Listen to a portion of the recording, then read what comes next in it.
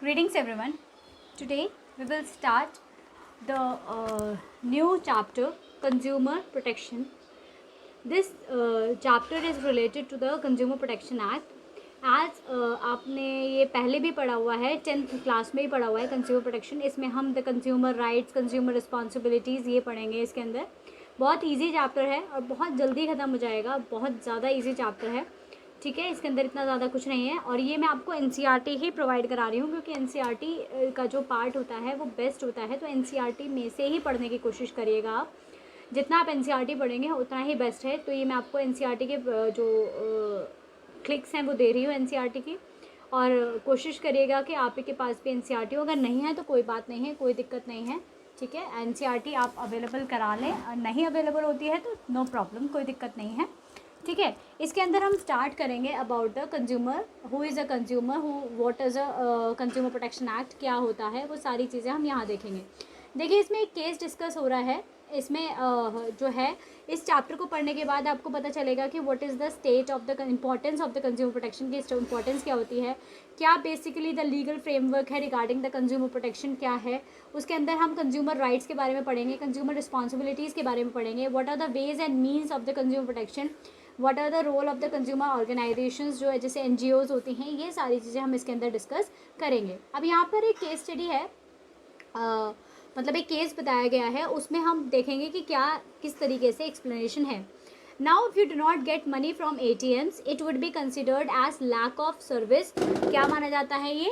Lack of service on part of bank, due to which it can also be penalise. अगर आपके ATM में से पैसा नहीं निकलता है तो ये बैंक की जो है वो ड्यूटी मानी जाती है, बैंक की गलती मानी जाती है कि आपका पैसा क्यों नहीं निकला है, ठीक है ना. तो consumer forum imposed a fine of ₹2500 on State Bank of India after considering reduction in the bank services. Bank officials believe that it is possible that the penalty on the bank due to lack of service in ATM. It is probably the first matter. Lawyer Rajiv Agarwal went to SBI ATM to withdraw money on 25, 26 and 30th April. यानी कि राजीव अग्रवाल जो lawyer थे उन्होंने वो bank गए to withdraw the money, ATM गए sorry to withdraw the money on 25, 26 and 30th April 2017. On May 4, 2017 ही filed a petition. उन्होंने एक पेटिशन फाइल करी इन द कंज्यूमर फोरम. अभी आप पढ़ेंगे कि कंज्यूमर फोरम कंज्यूमर कोर्ट होती है. In front of the forum, the bank gave a unique argument. The bank told the forum that although ATM runs with internet connectivity, so at the time when users use ATM, at that time he is not directly our client. So if money not withdrawn from ATM, then it cannot be considered as a reduction in the services. तो bank ने अपना जो unique argument रखा कि भाई जब ATM में एक कोई भी पर्सन पैसे निकालने जाता है तो वो इंटरनेट कनेक्टिविटी, नेटवर्क कनेक्टिविटी की बात होती है, तो वो हमारा डायरेक्टली क्लाइंट नहीं है, तो इसके लिए बैंक जिम्मेदार नहीं है. अगर बैंक पैसा जो है, मनी जो है एटीएम से विड्रॉ नहीं होता है तो it can not be considered as a reduction in the services. तो ये सर्विसेज को रिड्यूस नहीं कर सकता है. ऑन दिस जो फॉरम ने बैंक को कहा कि on this the forum said that the bank is taking an ATM fee for every year. अब बैंक जो फॉरम ने किया, फॉरम ने भी बात करी कि बैंक जो है वो एटीएम फीस लेता है every year from the customer. तो वो किस बात की लेता है? तो ये जो आर्ग्यूमेंट है वो वैलिड नहीं माना जाता है कि he is not a customer of the bank, क्योंकि वो बैंक का कस्टमर है, क्योंकि वो एटीएम फी चार्ज करता है. The forum rejected the bank's logic completely. Forum जो थी, जो कंज्यूमर फोरम थी, उसने बैंक का लॉजिक कम्प्लीटली रिजेक्ट कर दिया. जो पेटिशनर थे Rajiv Agarwal has presented photo and video recording at the time of withdrawal. उन्होंने वीडियो रिकॉर्ड कर रखी थी और फोटो दिया कि एविडेंस के फॉर्म में कि in front of the forum. Forum acknowledged that the customers at various times go to ATM to withdraw money. Every time the message of cash not available is the lack in service. कि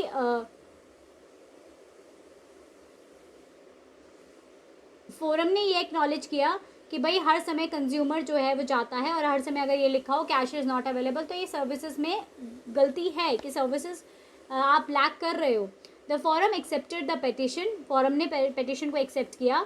After hearing the arguments of both the parties, the forum ordered that if bank will not provide ATM service to the customer, then it will not be considered as a reduction in services. That it will be considered, यानी कि अगर bank ATM service नहीं करेगा तो ये माना जाएगा कि वो अपनी सर्विसेज कम कर रहा है.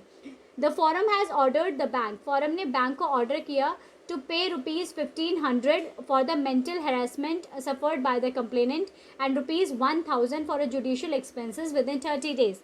तो ये एक केस स्टडी है, मतलब ये बताता है कि अगर कस्टमर के साथ कुछ गलत होता है तो उसके अगेंस्ट फाइल को कंप्लेन किया जा सकता है.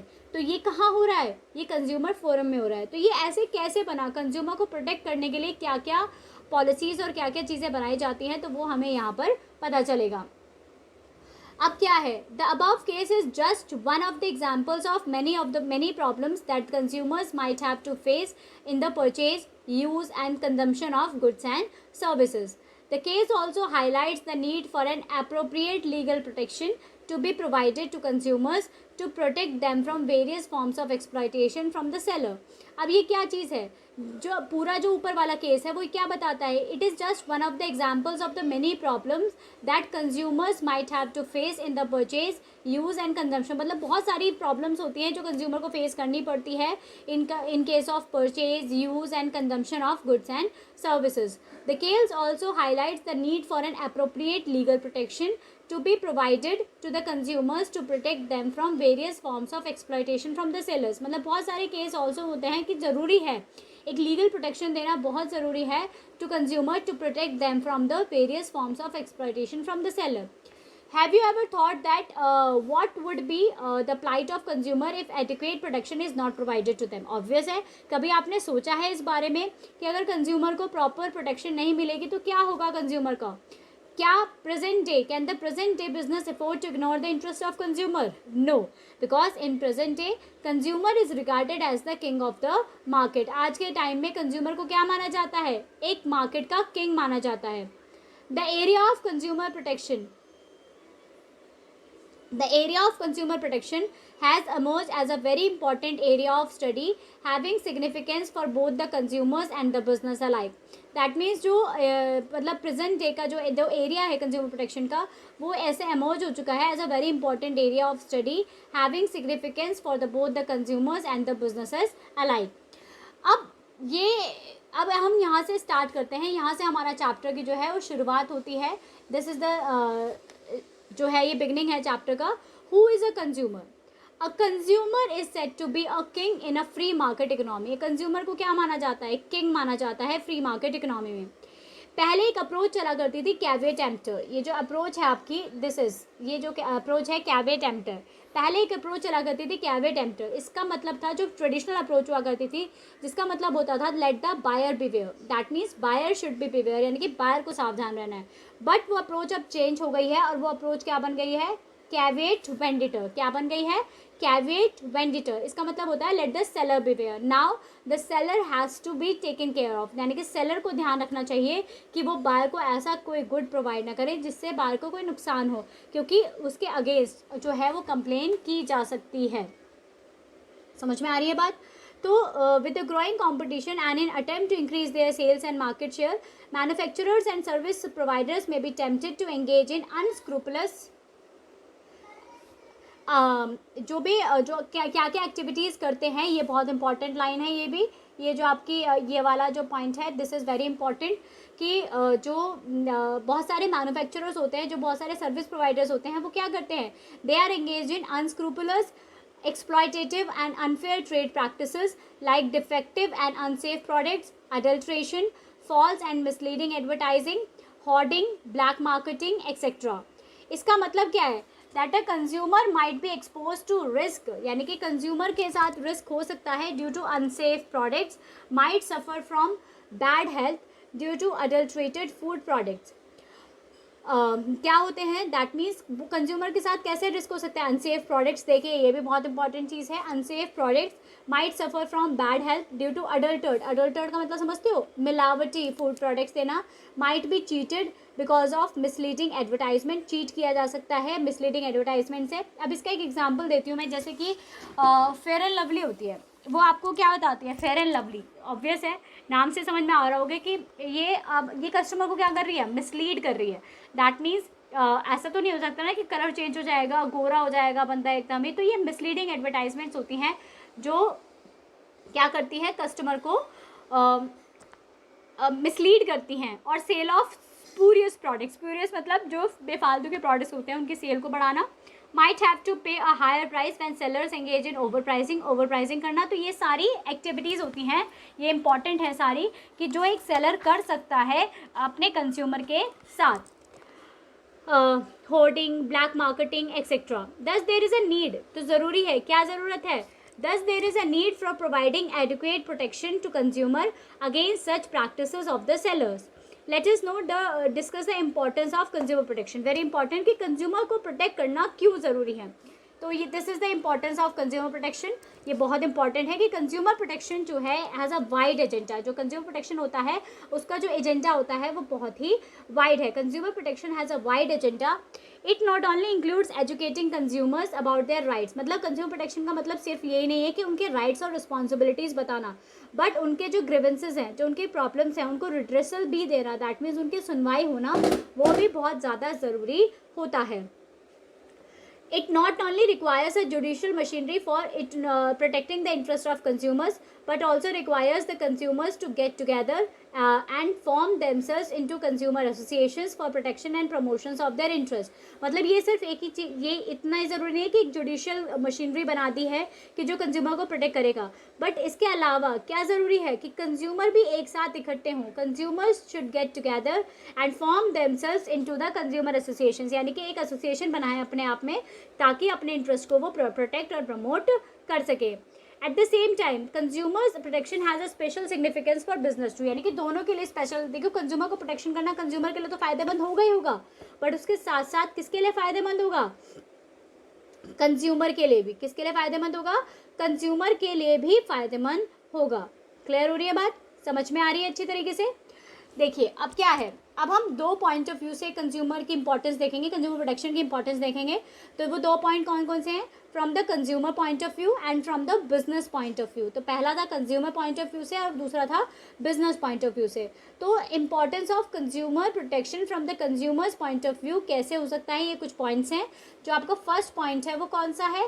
This is your first point, consumer ignorance. क्या मतलब है इसका? अगर आप देख रहे हो कि कंज्यूमर इग्नोर्ड है, दैट मीन्स उसे अपने राइट्स और रिलीफ्स के बारे में नहीं पता है. तो ये बहुत ज़रूरी हो जाता है. कंज्यूमर प्रोटेक्शन क्यों ज़रूरी है? Because consumer should know about their rights and responsibilities to achieve the consumer awareness. That mean it is become necessary to educate them about the rights and the responsibilities. उन्हें पता हो अपने rights and responsibilities. आपने बहुत सारी ads देखी होंगी, like जागो ग्राहक जागो. तो उसमें आप नुक्कड़ नाटक होते हैं जो बताते हैं about the consumer rights and the consumer responsibilities.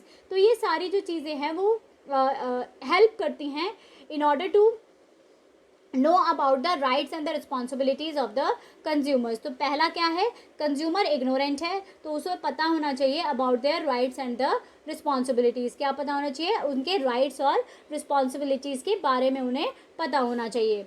Next is आपका नेक्स्ट है अनऑर्गेनाइज कंज्यूमर. क्या है आपका next? That is unorganised consumers. Consumers need to be organised in the form of consumer organisation. यानी कि कंज्यूमर को ऑर्गेनाइज होने की ज़रूरत है in the form of consumer organisation. यानी कि अब देखिए जैसे कि ये लिखा है consumer need to be organised in the form of consumer organisation which would take care of their interest. यानी कि जो उनके इंटरेस्ट का ख्याल रखे. In India we do have consumer organisation. India के अंदर बहुत सारी कंज्यूमर ऑर्गेनाइजेशंस होती हैं जो वर्क करती हैं, which are working in this direction. Adequate protection is required to be given to consumers till this organisation become powerful enough to protect. मतलब जब तक ये ऑर्गेनाइजेशन पावरफुल नहीं हो जाती हैं अपने आप को प्रोटेक्ट करने के, तब तक उन्हें जो है वो रिड्रेसल यानी कि प्रोटेक्शन मिलनी चाहिए. तो कंज्यूमर प्रोटेक्शन इसलिए ज़रूरी है. Widespread exploitation of consumer. Third point is widespread exploitation of consumers. Consumers का बहुत ज़्यादा एक्सप्लॉयटेशन होता है. कैसे एक्सप्लॉयटेशन होता है? By unscrupulous exploitative and unfair trade practices. ये unscrupulous exploitative and unfair trade practices के ज़रिए, जैसे कि डिफेक्टिव और अनसेफ प्रोडक्ट्स दे देना, अडल्ट्रेशन करना, फॉल्स एंड मिसलीडिंग एडवर्टाइजिंग करना, होर्डिंग, ब्लैक मार्केटिंग, ये सब जो है वो एक्सप्लॉयटेशन है कंज्यूमर्स का. तो consumer need protection against such mall practices of the sellers. यानी कि कंज्यूमर को क्या चाहिए? प्रोटेक्शन चाहिए against the such mall practices of the sellers. यानी कि जो ये माल प्रैक्टिसेस हो रही हैं सेलर्स की, उनके अगेंस्ट उनको क्या चाहिए? प्रोटेक्शन चाहिए ही चाहिए. समझ में आया?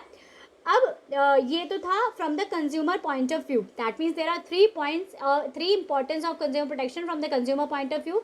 First is consumer ignorance, second is consumers जो है वो होना चाहिए, क्या कहते हैं, ऑर्गेनाइज होते, अनऑर्गेनाइज है तो ऑर्गेनाइज होना चाहिए. And third is wide spread exploitation of the consumers. अब देखिए जैसे ये है, ये दिखाया गया है compensation of impurities in the cold drinks. तो ये क्या है, कंज्यूमर को प्रॉब्लम हुई है, कंपनसेशन मिला उसके जो इम्प्योरिटीज़ होती हैं. अब बात करते हैं from the point of view of business. देखिए अगर कंज्यूमर को प्रोटेक्शन मिलेगी तो बिजनेस को भी बहुत फ़ायदा मिलेगा. कैसे फ़ायदा मिलेगा? अगर कंज्यूमर के बारे में वो ध्यान देता है, बिजनेस कंज्यूमर प्रोटेक्शन का ध्यान रखता है, तो there will be the long term interest of the business. Very important part. देखिए मैं इसका एक एग्जांपल देती हूँ. सपोज़ करो दिवाली के टाइम पे होता है, आप देखते होंगे टीवी में न्यूज़ आती है कि दिवाली में जो मिलावटी अडल्ट्रेटेड मावा मिला, मिलावटी मिठाइयाँ मिली हैं, ये सब कुछ. तो ये सारी चीज़ें क्या होती हैं, अगर आप कंज्यूमर के against exploitative practices, unfair practices कर रहे हो, तो इससे क्या होगा, आपका लॉन्ग टर्म इंटरेस्ट नहीं होगा. अगर एक बार कंज्यूमर आपसे मतलब जो है आपके अगेंस्ट हो गया, तो वो दोबारा आपके शॉप पे नहीं आएगा. उससे क्या होगा कि आपका एक कंज्यूमर तो कट गया, ऐसे पता नहीं कितने कंज्यूमर्स होंगे. तो इससे अगर एक बिजनेसमैन कंज्यूमर प्रोटेक्शन का ध्यान देता है, कंज्यूमर को प्रोटेक्ट करने के बारे में सोचता है, तो उसको फ़ायदा मिलता है. तो उसको क्या फ़ायदा मिलता है, long term interest of the business.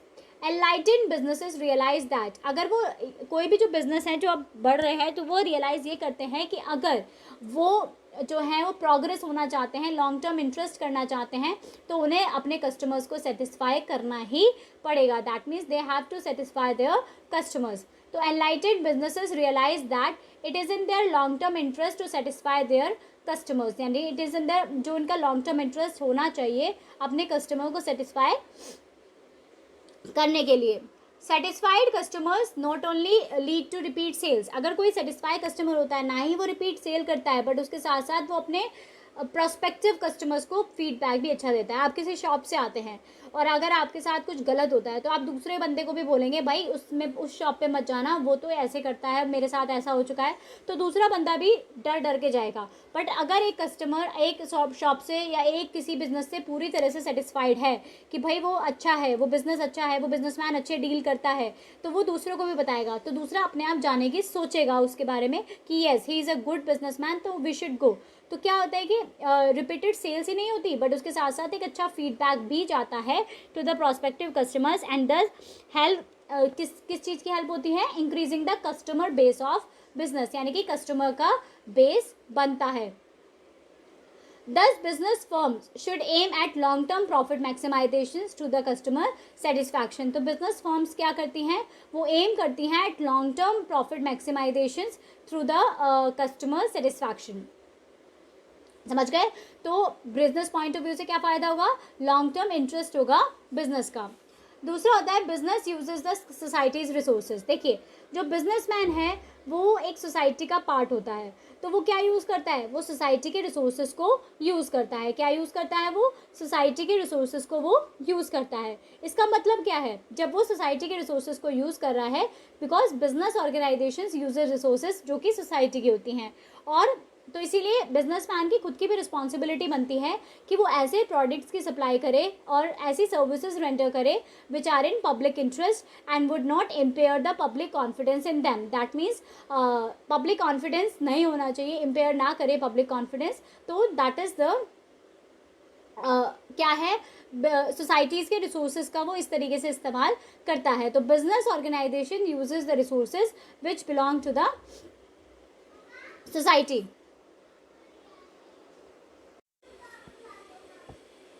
Business uses the society's resources. समझ में आ गया, क्योंकि बिजनेसमैन जो है वो रिसोर्सेज को यूज़ करता है which belong to the society.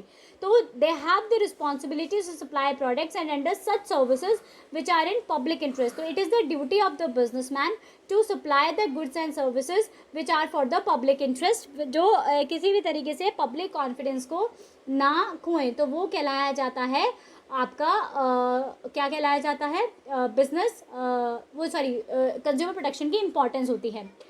Next is the social responsibility. जैसे आपने क्लास 11th में भी पढ़ा था social responsibility of the business, तो बिजनेसमैन की एक सोशल रिस्पॉन्सिबिलिटी है towards the different interest group. आपने पढ़ा था ना कि बिजनेसमैन की रिस्पॉन्सिबिलिटी बनती है towards government, toward employees, towards the society, but towards consumer भी उसकी ड्यूटी बनती है। ठीक है, बिजनेस ऑर्गेनाइजेशन जो है वो मनी बनाते हैं, makes money by selling the goods and services to the consumers.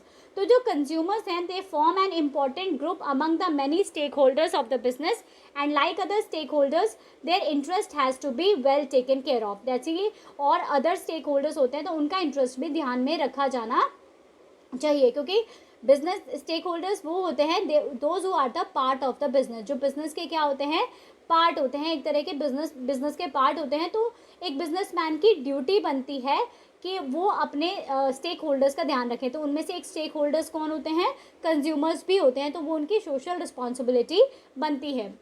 Next is the moral justification. ये मोरल जस्टिफिकेशन यानी कि it is the moral duty of any business, यानी कि एक मोरल ड्यूटी है किसी भी बिजनेस की to take care of the consumer interest and avoid any form of their exploitation. That means एक मॉरल ड्यूटी होती है किसी भी बिजनेस की to take care of the consumer interest, यानी कि वो अपने कंज्यूमर का ख्याल रखे, अपने कंज्यूमर इंटरेस्ट का, अपने कंज्यूमर्स का ख्याल रखे और कोई भी एक्सप्लॉयटेटिव एक्टिविटीज़ ना करे। तो business should avoid unscrupulous exploitative and unfair trade practices like defective, and हर जगह यही मिलेगा आपको, unsafe products, adulterations, false and misleading advertising, hoarding, black marketing etcetera. तो ये किसके पॉइंट ऑफ व्यू से है, बिजनेस पॉइंट ऑफ व्यू से क्यों इंपॉर्टेंट है consumer protection. Next is the government intervention. Government intervention का मतलब क्या होता है, गवर्नमेंट इंटरवेंशन का मतलब होता है कि कोई भी बिजनेस जो कोई भी अगर एक्सप्लॉयटेटिव ट्रेड प्रैक्टिसेस करेगा तो वो गवर्नमेंट को खुद ही इनवाइट कर रहा है, दैट मीन्स गवर्नमेंट को इंटरफेयर होना ही पड़ेगा। तो और गवर्नमेंट इंटरफेयर हो जाएगी तो इससे क्या होगा, this can impair and tarnish the image of the company. तो इससे क्या होगा, जो इमेज है कंपनी की वो खराब हो सकती है ना। अगर गवर्नमेंट इंटरफेयर करेगी तो क्या होगा, इमेज जो है वो कंपनी की खराब हो सकती है। Thus it is advisable that, ये ज़रूरी हो जाता है कि बिजनेस ऑर्गेनाइजेशन जो हैं वो वॉलंटरीली रिजॉर्ट कर ले, यानी कि अपने हिसाब से अपना हिसाब से ही कंज्यूमर की जो प्रॉब्लम्स है उसको रिजॉल्व कर दें, ताकि गवर्नमेंट को इंटरफेयर ना होना पड़े। ठीक है, तो गवर्नमेंट ऑफ इंडिया ने कुछ रूल्स एंड रेगुलेशंस बनाए हैं, कुछ एक्ट्स बनाए हैं to provide adequate protection to consumers. अब हम वो एक्ट्स के बारे में डिस्कस करेंगे। बहुत सारे एक्ट्स बनाए हैं to provide the protection to the customers. अब हम बात करते हैं, ये समझ में आया, this is the importance of consumer protection. तो दो तरीके से कंज्यूमर प्रोटेक्शन की इंपॉर्टेंस होती है, from the consumer point of view and from the business point of view. Consumer point of view से क्या होगा कंज्यूमर, क्योंकि कंज्यूमर इग्नोरेंट है, तो अगर कंज्यूमर प्रोटेक्शन मिलेगी उन्हें तो वो अपने राइट्स एंड रिस्पॉन्सिबिलिटीज़ के बारे में जान पाएंगे। वाइड स्प्रेड एक्सप्लॉयटेशन होता है कंज्यूमर्स का, उसकी वजह से भी कंज्यूमर को एक प्रोटेक्शन की ज़रूरत होती है। अनऑर्गेनाइज कंज्यूमर है, इसका मतलब क्या है कि कंज्यूमर शुड बी ऑर्गेनाइज, अगर कंज्यूमर प्रोटेक्शन होगा तो वो ऑर्गेनाइज हो सकते हैं। अब बिजनेस पॉइंट ऑफ व्यू से क्या था, फर्स्ट पॉइंट आपका था long term interest of the business. That means business को अगर फ़ायदा करना है, लॉन्ग टर्म इंटरेस्ट देखना है, तो उसे कंज्यूमर को प्रोटेक्ट करना ही पड़ेगा। बिजनेस सोसाइटी के रिसोर्सेज को यूज़ करता है तो उसको अपने और सोसाइटी के रिसोर्सेज को, तो उसे भी सोसाइटी को क्या देना चाहिए, गुड्स एंड सर्विसेज ऐसे देने चाहिए जिसको जो कंज्यूमर को फ़ायदा पहुँचाए, किसी तरह का नुकसान ना पहुँचाए। It is the social responsibility of the businessman towards the consumer, क्योंकि वो कंज्यूमर जो है वो उसके स्टेक होल्डर्स होते हैं, तो स्टेक होल्डर्स का एक पार्ट होते हैं, तो वो ज़रूरी है। इसके बाद मॉरल जस्टिफिकेशन, मॉरल ड्यूटी भी बनती है उनकी to take care of the consumers interest and avoid any form of their exploitation. Next होता है गवर्नमेंट इंटरवेंशन। गवर्नमेंट इंटरवेंशन का मतलब होता है कि जो भी बिजनेस एंगेज होती है इन एनी फॉर्म, मतलब अगर कोई अनस्क्रूपुलस अनफेयर ट्रेड प्रैक्टिसेस करती है तो बिजनेस गवर्नमेंट इंटरफेयर होगी, तो इससे क्या होगा, उनकी जो बिजनेस की इमेज है वो ख़राब हो जाएगी। तो इसलिए क्या करना चाहिए, अपने आप ही, दैट मीन्स ये एडवाइजेबल होता है बिजनेस ऑर्गेनाइजेशन को कि वो वॉलंटरली रिजॉर्ट कर ले टू सच प्रैक्टिसेस जहाँ पर कस्टमर्स के need and interest will be taken care of. समझ में आ गया, अच्छी तरीके से क्लियर हो गया ये, ठीक है। तो आज के लिए हम इतना ही पढ़ाएंगे आपको ये वाली चीज़। इसके बाद मैं आपको पढ़ाऊंगी legal protection to the consumers, यानी कि कौन कौन सी लीगल प्रोटेक्शन दी गई है कंज्यूमर्स को। बहुत सारे एक्ट्स हैं, सिर्फ आपको एक्ट्स याद रखने हैं और उनकी डेट्स याद रखनी है। उसके बाद हम स्टार्ट करेंगे एक एक्ट, कंज्यूमर प्रोटेक्शन एक्ट। ये चैप्टर इंपॉर्टेंट है और ये चैप्टर एग्जाम में भी आएगा। आपके एग्जाम कुछ ही दिनों में स्टार्ट होने वाले हैं, आपको डेट शीट्स मिल जाएंगी या फिर मिल चुकी होंगी इस टाइम तक, जब तक ये लेक्चर आएगा आपके पास। तो आप अच्छे से पढ़िएगा, इसको अच्छे से मेहनत करिएगा। और दीज एग्ज़ाम्स आर इम्पॉर्टेंट क्योंकि आपके 6 मंथ्स निकल चुके हैं और आपको मेहनत करने की बहुत ज़्यादा ज़रूरत है बेटा। पूरा साल आपका शायद ऐसे ही जाएगा, अगर आप स्कूल आ भी जाएंगे तो फिर भी 2-3 महीने के लिए ही आ पाएंगे। तो डू वर्क हार्ड, बहुत अच्छे से मेहनत करिए, अच्छे से पढ़िए, ठीक है। और मैं आपको इसके भी नोट्स प्रोवाइड करा दूंगी। और आपको जो भी कोई डाउट हो तो you can ask me any time, मुझे आप पूछ सकते हैं कभी भी, किसी भी वक्त आप मुझसे हेल्प ले सकते हैं। और बेझिझक हेल्प लीजिए, बेझिझक मांगिए। आप, मुझे लगता है कि आप थोड़े सीरियस नहीं हैं, बट आपको सीरियस होना पड़ेगा क्योंकि ये टाइम आ चुका है to be serious right now. तो बी सीरियस। कुछ बच्चे ऐसे हैं जो बिल्कुल भी सीरियस नहीं हो रहे हैं, तो please be serious. Okay, good bye.